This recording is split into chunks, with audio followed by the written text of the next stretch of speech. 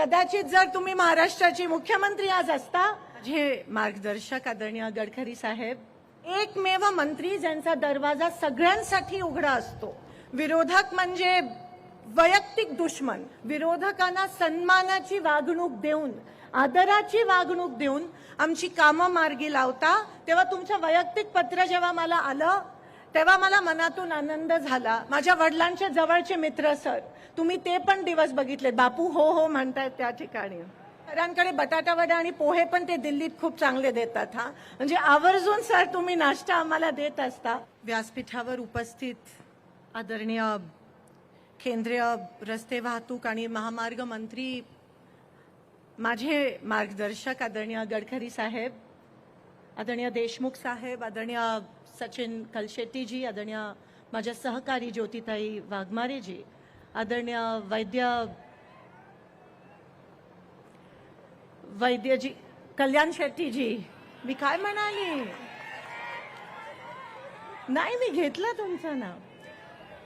उपस्थित सर्वच मान्यवर, आदरणीय कलेक्टर साहेब, आदरणीय आमचे कर्नाटकातून खास आलेले मंत्री B.R. पाटीलजी, उपस्थित सर्वच सन्मान्य व्यासपीठ.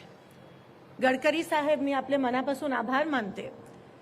थोडीशी दागदुग असते भाजपच्या कार्यक्रमासाठी सोलापुरात आजकाल यायच्या आधी, पण सर हा नॅशनल हायवेचा कार्यक्रम आहे आणि हा कार्यक्रम आपण घेतलात. आपण वैयक्तिक मला पत्र लिहिलं, कारण जेव्हा दिल्लीमध्ये पार्लमेंट सुरू असते तेव्हा एकमेव मंत्री ज्यांचा दरवाजा सगळ्यांसाठी उघडा असतो ते म्हणजे आमचे लाडके गडकरी साहेब. सर, आजच्या राजकीय पार्श्वभूमीत विरोधक म्हणजे वैयक्तिक दुश्मन जेव्हा समजलं जातं, तिथेच तुम्ही विरोधकांना सन्मानाची वागणूक देऊन, आदराची वागणूक देऊन आमची कामं मार्गी लावता. ते नवल आहे आमच्यासाठी आणि त्याबद्दल मी तुमचे मनापासून आभार मानते. माझ्यासारख्या एका कार्यकर्तीला हेच तुमचा स्वभाव बघून प्रोत्साहन मिळतं, ऊर्जा मिळते की तुमच्यापर्यंत, तुमच्या दरवाजापर्यंत काम घेऊन यायची हिंमत मिळते. कारण का सर, ती वैयक्तिक कामं नसतात, ती आमच्या मतदारसंघाच्या लोकांची कामं असतात. जेव्हा मी तुमच्याकडे आली होती 740 वळसंग मोहोळ बसवनगर महामार्गासाठी, रस्त्यासाठी, तेव्हा तुम्ही रिमार्क केलात. आणि रिमार्कच नाही केलात सर, पण जेव्हा तुम्ही ते काम मार्गी लावलं, जेव्हा त्या कामाला तुम्ही परवानगी दिली, जेव्हा त्या कामाला तुम्ही सँक्शन दिलं, तेव्हा तुमचं वैयक्तिक पत्र जेव्हा मला आलं तेव्हा मला मनातून आनंद झाला की सर, अशा नेतृत्वाची महाराष्ट्राला उणीव आहे. कदाचित जर तुम्ही महाराष्ट्राचे मुख्यमंत्री आज असता तर खरंच आमच्या महाराष्ट्राची परंपरा बळकट राहिली असती आणि आम्हाला अजून बळ मिळालं असता आणि महाराष्ट्र पुरोगामी विचाराचा महाराष्ट्र राहिला असता. सर, हे हिमतीने मला या ठिकाणी सांगावं लागतं. माझ्या वडिलांचे जवळचे मित्र सर, तुम्ही ते पण दिवस बघितले. बापू हो हो म्हणतायत त्या ठिकाणी. सर, ते दिवस तुम्ही बघितले ते वेगळे होते आणि पुन्हा एकदा मी स्वामी समर्थांच्या चरणी प्रार्थना करते की ते दिवस परत येऊ देत. सर, ज्या रस्त्याची अनेक कामं आणि हायवेची कामं जी तुम्ही आज मंजूर केलेत त्यासाठी मी सोलापूरकरांच्या वतीने तुमचे आभार मानते. खरं आमच्यासाठी खूप सोपं जाणार आहे.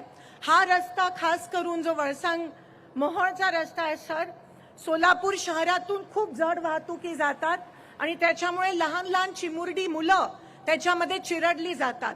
आम्ही खूप वर्षापासून बायपास रस्त्याची मागणी करत होतो, पण ह्या रस्त्यामुळे तो जो प्रॉब्लेम आहे तो सुटला गेला आहे आणि म्हणून जे हेवी व्हेकल आहे इथून आता जातील आणि सोलापूर शहरातून जो जाणारा हेवी व्हेकलचा ट्रॅफिक आहे तो कमी होईल.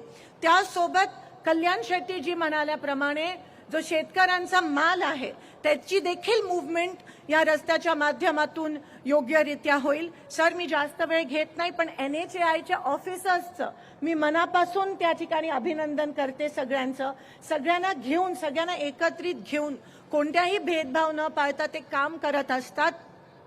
जाता जाता एकच सूचना करते सर, जेव्हा नॅशनल हायवे होत असतो कुठून किंवा मोठ्या चौपदरीकरण रस्त्याचं होत असतं तेव्हा बरेच गावकरी आमच्याकडे येतात आणि रस्ता झाल्यानंतर म्हणतात की इथे अंडरपास झाला पाहिजे किंवा इथे फ्लायओव्हर झाला पाहिजे, कारण का लोकांना क्रॉस करताना लोकांचा जीव जातो. अनेक मोहोळ सारख्या ठिकाणी लोकांचा जीव गेलाय.